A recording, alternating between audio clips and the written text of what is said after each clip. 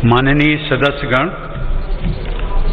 Corona वैश्विक महामारी के इस दौर में हो रहा संसद का ये संयुक्त सत्र बहुत महत्वपूर्ण है। नया वर्ष भी है, नया दशक भी है और इसी साल हम आज़ादी के 75वें वर्ष में भी प्रवेश करने वाले हैं।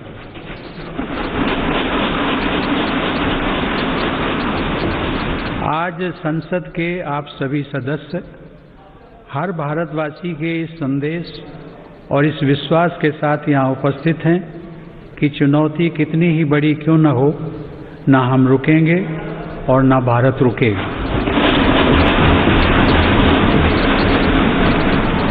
भारत जब जब एकजुट हुआ है तब तब उसने असंभव से लगने वाले लक्ष्यों को प्राप्त किया है। ऐसी ही एकजुटता और पूज्य बापू की प्रेरणा ने हमें सैकड़ों वर्षों की गुलामी से आज़ादी दिलाई थी।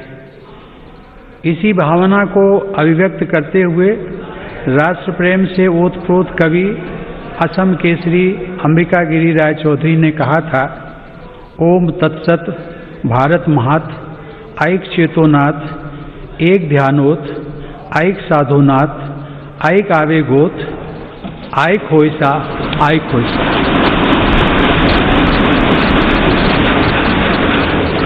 अर्थात भारत की महानता परम सत्य है। एक ही चेतना में, एक ही ध्यान में, एक ही साधना में, एक ही आवेग में, एक हो जाओ, एक हो जाओ। आज हम भारतीयों की यही एकजुटता, यही साधना देश को अनेक आपदाओं से बाहर निकाल कर लाई है। एक तरफ कोरोना जैसी वैश्विक महामारी, दूसरी तरफ अनेक राज्यों में बाढ़, कभी अनेक राज्यों में भूकंप, तो कभी बड़े बड़े साइक्लोन, टिड्डी दल के हमले से लेकर बर्ड फ्लू तक देशवासियों ने हर आपदा का डटकर सामना किया है। इसी काल में सीमा पर भी अप्रत्याशित तनाव बढ़ा। इतनी आपदाओं से, इतने मोर्चों पर देश एक साथ लड़ा और हर कसौटी पर खरा उतरा। इस दौरान हम सब देशवासियों के अप्रतिम साहस, संयम, अनुशासन और सेवा भाव के भी साक्षी बने हैं। महामारी के खिलाफ इस लड़ाई में हमने राष्ट्रपति प्रणब मुखर्जी का निधन भी कोरोना काल में हुआ।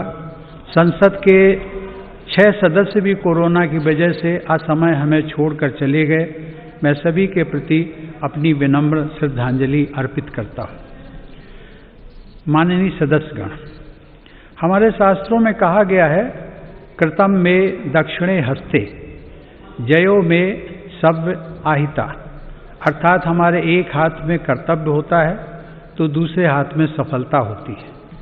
कोरोना महामारी के इस समय में जब दुनिया का प्रत्येक व्यक्ति, हर देश इससे प्रभावित हुआ, आज भारत एक नए सामर्थ्य के साथ दुनिया के सामने उभर कर आया है।